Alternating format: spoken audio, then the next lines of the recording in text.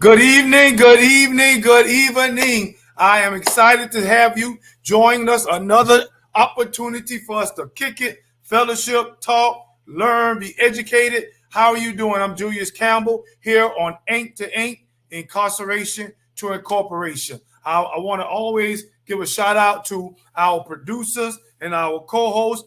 They're missing in action tonight, but they always got our back. Julius Hall, ATR, all things relevant media.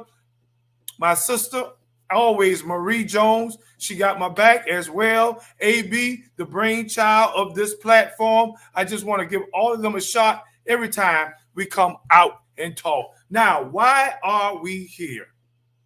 Well, every week we want to provide a platform. Every week we want to give our returning citizens an opportunity to tell their story. Why? Because we are changing the narrative. It is so important, imperative, if you will, for those of you who like those big words, that we change the narrative. What do I mean when I say change the narrative? So often we hear that recidivism is so high because returning citizens are going right back into the prison system. But that is not true, not by a long shot. For you see, there are many men and women who are doing well, who are successful when they come out of prison, when they're re-entering into society. How are they successful? Well, they're successful in education, going back to get their degree, thumbs up like myself. They're also successful in relationships, marriages. They're successful in organizational structures, starting their own nonprofits, 501c3. They are also successful in employment, starting their own businesses. So as you can see, there are countless men and women who are doing well. Now, can you imagine if the media was broadcasting, purporting, proclaiming, sharing that news, those good stories about men and women coming home and being successful? I believe that our community will begin to see us in a different light. Us, yes, I said that correctly, because I myself am a returning citizen, doing well, I might add. But tonight, I brought some brothers on that's going to share their stories. What are we talking about? What's the topic? What's the title? Well, fixing what we have broken. Fixing what we have broken. What are we doing? We are becoming a problem. Excuse me, I messed that up. We are becoming solution to the problems that we once started. Now, there's a slogan that I always love to say, and it is, we may have started out wrong, but check us out now. We are finishing strong. And that's what it's all about, finishing strong. So as we get ready to bring on our guests, I want you to do me a favor. Hit that share button. Hit that share button. Tell somebody to listen in on the stories that we're talking about tonight. Why? Because returning citizens are in need of encouragement. And how are they to be encouraged? When they hear the story, the success story of other returning citizens. Because when we do that, then we know that we can make it also. When we talk about OAA Savannah, what's up? There go my partner. When we talk about OAA Savannah, what do we do at OAA Savannah? We encourage, we educate, and we empower. How do we encourage? Well, when I hear another person has made it, that encourages me to know that I can make it as well. How do we educate? We educate not only ourselves by preparing to be the men and women that we are called to be, but we educate our community. They will know that, listen, returning citizens are doing well. They're not just repeat offenders. They're not just those that we are afraid of, but we educate our community. And then lastly, empower. We are empowering our returning citizens so that they can go out and take this thing back by storm, changing the narrative. So without further ado, I want to have on, I got two guests that'll be joining me tonight. One, his name is Thomas Lee Price. He has done a substantial amount of time incarcerated, and now he's out and he's doing wonders. He's going to share what those things are. Then I have another friend of mine, Alvino. And what Alvino will be doing is Alvino will introduce himself. He will share who he is and what he's been doing since he's been home as well after a substantial amount of time that he has done. So, without further ado, I believe that my technician has our men in. Alvino, can you hear me? Yes, I can hear you, Miko. How you doing? Okay, I'm doing well. Thomas Lee Price, can you hear me? He's getting it together. Unmute yourself so you can hear me, Mr. Price. All right. While he's getting his thing together, I want Alvino. Alvino, tell us a little bit about who you are. Also, tell us how much time you did. You don't have to tell us why you was incarcerated, but just tell us who you are, how much time you did, and just a little bit about your prison experience. All right. Thank you for having me on tonight. It's good that we can get the word out about, the success stories. Mm-hmm. Um, Prison, it was designed to be rehabilitation. So I feel like people need to hear more stories where, people were rehabilitated and came out to be positive positive members and contributing members to society. Correct. So my name is Alvino Cooper. I'm currently 47 years old. I reside in Powder Springs, Georgia. Um, I'm husband to Maya and father of 4 children: Mm-hmm. Jordan, Zion, Naomi, Nehemiah. Also, countless other children call me Pops, call us Mom and Pops. Um, we worship and serve at Liberty Church in Marietta, Cobb County, Georgia. And my prison experience, I was 14 years old, and I was influenced by some older gentlemen in the neighborhood, and we went and committed crimes. For those crimes, I ended up being sentenced to life and 40 years in prison. After serving a sentence of 20 years, I was released on parole. After 11 years on parole, I was given a sentence commutation by the Department of Pardons and Paroles. So my experience in prison was, I would have to say, transformational. Um, I was young when I went inside, and I was kind of really naive. But I knew that prison wasn't a place for me, so I had to change my behavior and change my thinking. Um, Thankfully, I met some gentlemen that introduced me to the Lord Jesus Christ in prison. I accepted him and have been walking with him ever since for over 20 years now, growing and just learning all about, how to live this life to honor God. And I think that's the pivotal thing for my life, that I'm submitted to Christ as my Lord, and that everything, any success I gain is because of the Word of God, and me trying to bring glory to God. But also, God also is a powerful force in my life as far as opening doors and blessing me with all types of opportunities. And yeah, that's all I think. I think if you want me to elaborate more, I can, but that's about all for me. Well, that's not all because you got a long way to go. But let me see if we got Lee. Lee, can you hear us? We can see him, but we can't hear him. Are you muted, Lee? Unmute yourself. All right, we're going to have to get some technical difficulties, but we are going to get Lee in there. So, what I need you to do, Alvino, tell us, was your transition into society smooth or was it difficult? And tell us why or why not. Okay, that's very, very, very. That's a real touchy subject for me. My transition from being released from being incarcerated from the age of 14 to 34, that transition back into free society was probably one of the hardest things I've ever had to do. And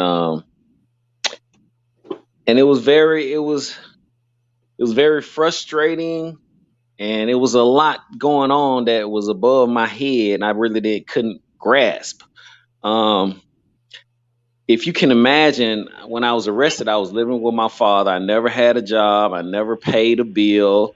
Didn't have any license or anything. Didn't know what taxes were. Didn't know what checks. And basically having to get out as an adult and do all that for myself. Find employment when it's very hard for people with for people with criminal backgrounds to get employment. Um, I had to work jobs I didn't want to work. I had to go to school to make myself employable. So my experience was that I was doing everything I could in order to prove my worth or that I deserved a chance. When I was working 3 part-time jobs because I couldn't get full-time work anywhere. Plus, I was going to school full-time at Atlanta Technical College in the electrical program, so that to attain my diploma in electrical wiring, and also trying to navigate all these, what I like to call, distractions that are out here in the world. But I just had the I had the I had the idea that I could work hard enough and I could prove my worth, and with the help of the Lord, I could make it. So the transition is tough. Unlike a lot of returning citizens, I had stable housing, you know, and that allowed me to have an address so that I could get 3 part-time jobs and enroll in school. These, I think, are pivotal to a person being successful once they return from being incarcerated, once they return to free world. So but it's still not an easy, it's still not by it's by far a very hard task. And I think it's rightfully so. We do have something to prove to society, because we did transgress, we did commit crimes, and we paid a debt to society in our sentence being served. But also, I think we all should have a mindset. And I had a mindset that I needed to work harder than the next man, so to speak, so to, probably what I like to say, gain a place at the table, be considered on an equal ground, having had that experience of being incarcerated. So a lot of dynamics went into that. So let me understand something, and we're still trying to work diligently to get Lee in. But let me understand something. From 14 years old to 34 years old, you were incarcerated, correct? That's correct. And when you came home, was there any program or any assistance? I'm not talking about family, but I'm talking about whether it's governmental or whether it's institutional. Was there a system in place to assist you? Um, Basically, no, not in place. Um, the things I did, the choices I made were basically a plan that I formulated um while incarcerated, Right, right. and the outside of my parents, the biggest help I think I got was from the Pell Grant to go to school. They paid my way to go to school, but unfortunately, guys that have drug convictions on their record don't qualify for that program. So that I say was pivotal. Also, my background in my Christian background. I had Christian organizations that were, willing to people associated with them and knew about them were willing to take a chance because of my participation in certain Christian organizations like Kairos and such like that.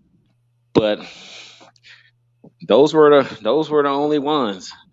So basically, your faith and education helped you to be where you are right now, and also, of course, your fortitude kept you from making those decisions that would have sent you back.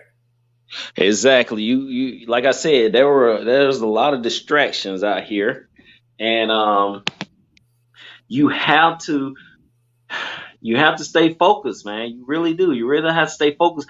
But that also entails having a support group. People that's walking it out with you and being accountable, and you being accountable to them. You know, so So that's let me ask pivotal. you this then, as it relates to accountability.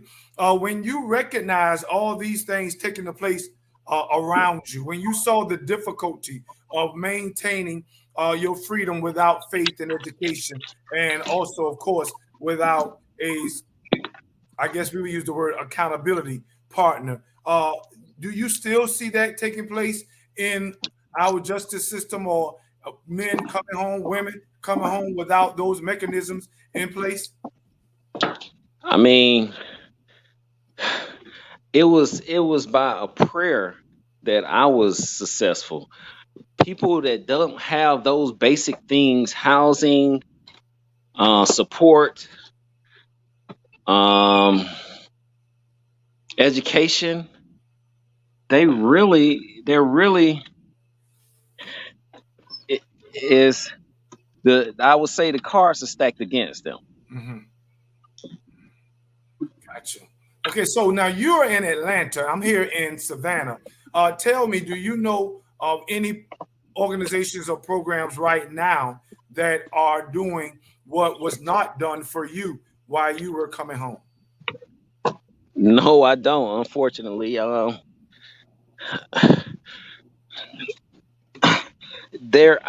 been around a lot of people talking. Hold on, I'm sorry. I'm having some difficulties. Hold on one second. All right. And for our audience, while Vino is getting himself together, the reason we don't have an audio is because he's en route. Mr. Lee, can you hear us now? I don't understand why Mr. Lee cannot hear us. Um, I hear Thomas Lee. You're on mute. I can't hear a word you saying if you're talking to me. All right. There you go. Can you hear me now?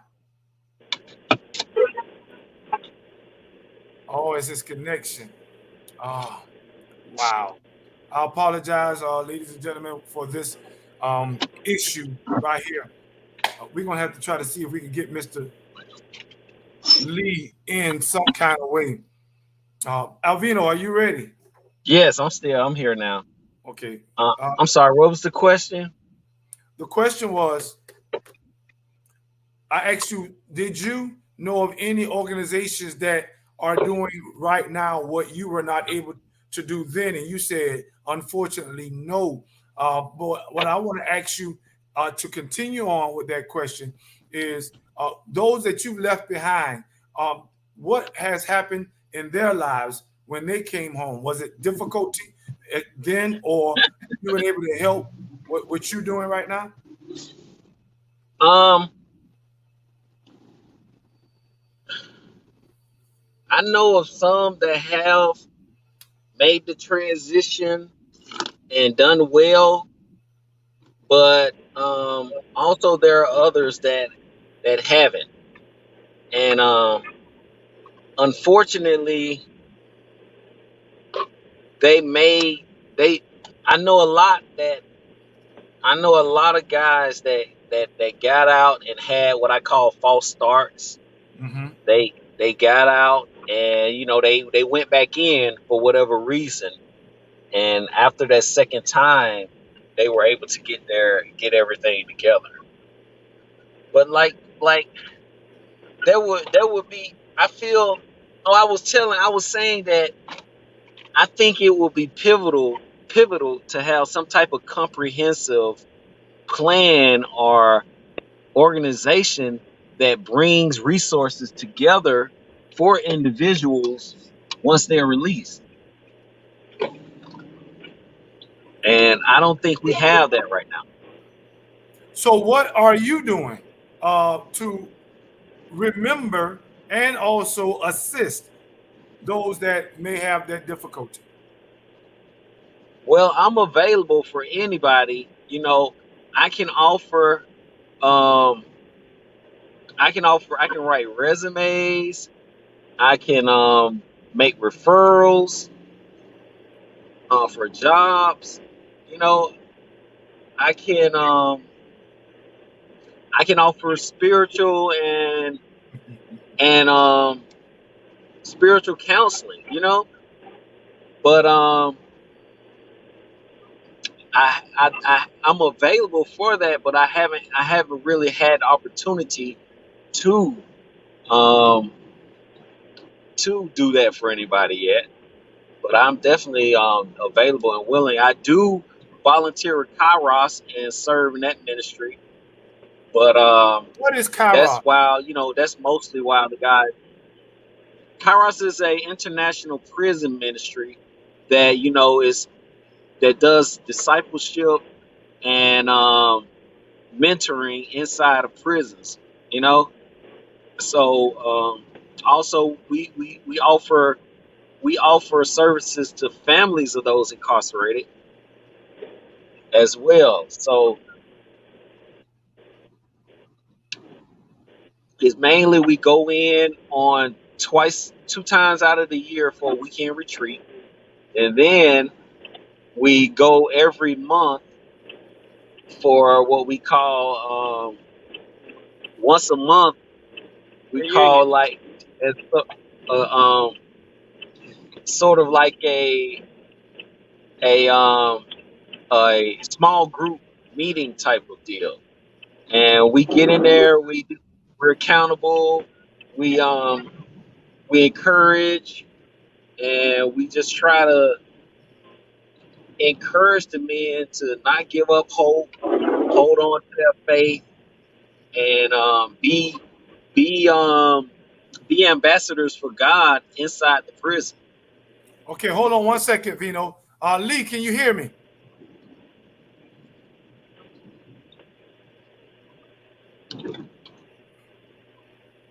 I heard him speak up a little bit, but he still can't hear me. Lee,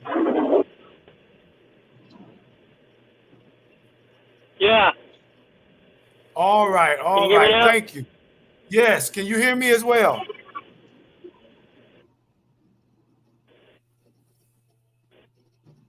It's your connection. This is his connection. I, I, We we can't. It's your connection, Lee, and it's not good right now. So Alvino, while we're still trying to work on Lee, tell me something. As we started out talking about this, changing the narrative, why do you think that it is so important?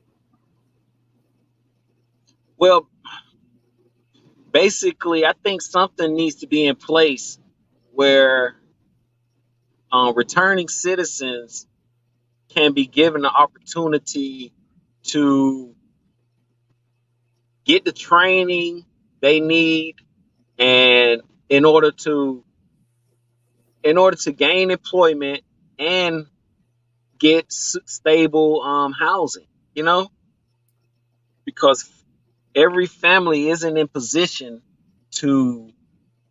to provide that for a successful return to society. So that's pivotal. That's pivotal. That's pivotal, and that's also evidence that we value these returning citizens and not just throwing them away and kind of condemning them to a cycle of incarceration. We have to, I think, as a society, we have to um, place the proper value on them and give them a chance to be members, positive members of society. Okay, let me help you out as well. One of the things that I believe that is so important about telling our stories from a biblical perspective, but also from a political perspective. Let's talk about a biblical perspective. There's a verse in the Bible that says that we overcome by the word. We overcome by the word of the Lamb and by the blood of His testimony. But when we talk about overcoming by the word, it is important when you hear the life of Christ. Of course, that encourages us to be who we are in our faith. But now, when I talk about an application about telling our story to society, telling our story to Congress, telling our story to legislature. I believe that that is important because it encourages and it educates. It encourages other brothers and sisters who are coming home and they are feeling like they are failing. You called it false start, if I'm not mistaken. They're feeling Right. like they can't make it. They're feeling like they're all alone. Nobody else is going through what they're going through. But when they hear a story like Lee or Price, when they hear a story like Alvino or even Julius, then it pushes them and that helps to combat recidivism from that perspective. But from a political perspective, I believe that the only way we are going to change policy is by changing perspective. How do I say that again? The only way we're going to change policy is by changing perspective. If legislators and lawmakers knew change in life, in our lives, change in returning citizens, then it will cause them to, I believe, and I pray, because this is where hope comes in, to change policy. And so that's why I believe that what we're doing here tonight, providing a platform for returning citizens, I think is paramount to changing things. What about you? Right. That's another side of the coin. So yeah, that's definitely because there is a stigma attached to being incarcerated and a stereotype that that these individuals are aren't worth investing in. I think that's where we're saying the same thing. So you're right. There really isn't a a platform for the stories, especially the success stories, because there are very many of them. And to get this narrative and get this perspective out where policies change, that would also be pivotal to returning citizens success, How because we often do have you to get to get tell your story? um mainly in churches and that's it really, mainly just in churches and doing one-on-one counseling and mentoring. Well, I don't think you ought to definitely second sell that short mainly in churches because I don't know if these numbers are accurate, but do you know that at least 60 to 75% of the congregation has someone incarcerated on some level? And so, therefore, if we can get our churches, if we can get our churches to begin to get this word out. If we can get our churches to tell their neighborhood, tell their families, tell their congregants that we are supposed to be a resource for returning citizens, then I think we've done half the battle. What about yourself? That that would be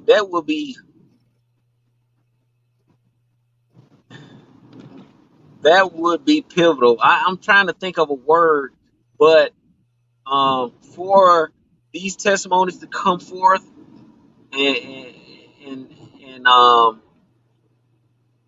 the myriad of ways and the myriad of guys that have made a successful transition, and what the things that they're doing today, that would definitely convince and change the minds of a lot of people. I agree. All right, I agree. All right, so I'm not going to hold you much longer because I know you got an event, but I do want you to share a word of encouragement. Remember, we encourage, educate, and empower. And right now, our audience is threefold. There are those that are listening on radio in Jessup Prison. There are those that are returning citizens that are just coming home. And then you have the community that's listening on Facebook and YouTube. Take this opportunity to encourage, to educate, and to empower that audience. Well, for those guys that are going to make that transition or in that transition right now from returning citizens, um, just know that with God on your side, you can't fail. But that doesn't mean you don't have to work. You really do have to get a mindset that you're going to go over and above what is normally required in order to show and prove the change that is happening in your life, and your desire to be a contributing member of society. For those that that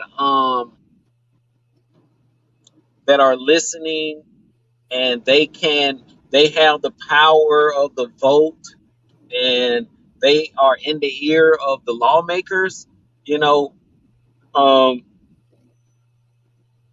returning citizens, we need to know, or you need to know that we're people. God, we're created by God, so that gives us worth, and that um, we really can't do this without your support. So whatever sphere of influence you have, you know, speak up for those that are returning, to give them opportunities to to prove themselves, and to show their value in society. So um, also just know that um, just know that you have a purpose, and God has a plan for your life, and that purpose and plan is not one where you're defeated, but it's one that you're more than a conqueror, and that you you as Miko spoke on earlier, we overcome by the word of our testimony and by the blood of the Lamb. And so your testimony, when you make it, is going to help somebody else, you know, not just those that are incarcerated, but those that are dealing with addiction, and those that have family issues. Once they see the heel of in, incarceration overcome, that could give them hope. So you you have a purpose, and God has a plan for your life, and that is to help others. So be encouraged, um, fight hard, never give up, and I really believe the best for all of you guys, because everything everything in life is worth fighting for. So do work your hardest and be your best, and accomplish great things.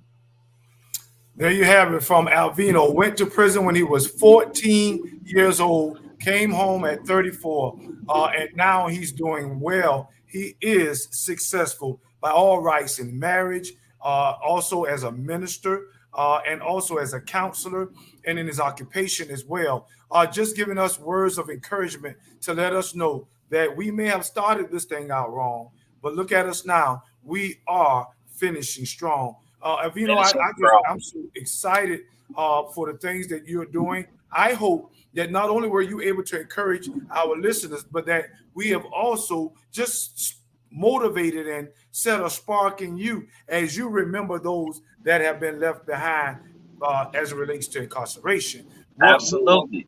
What more you can do to assist them? And I tell you what, as my partner and co-host Julius Hall always says, a debt is no longer a debt once it's been paid. And even though our society and community try to continuously make us pay a debt that we've already paid, I want to encourage you, those of you that have been home or coming home, whether it was 20 days ago or 20 years ago, I want to encourage you. You can do it.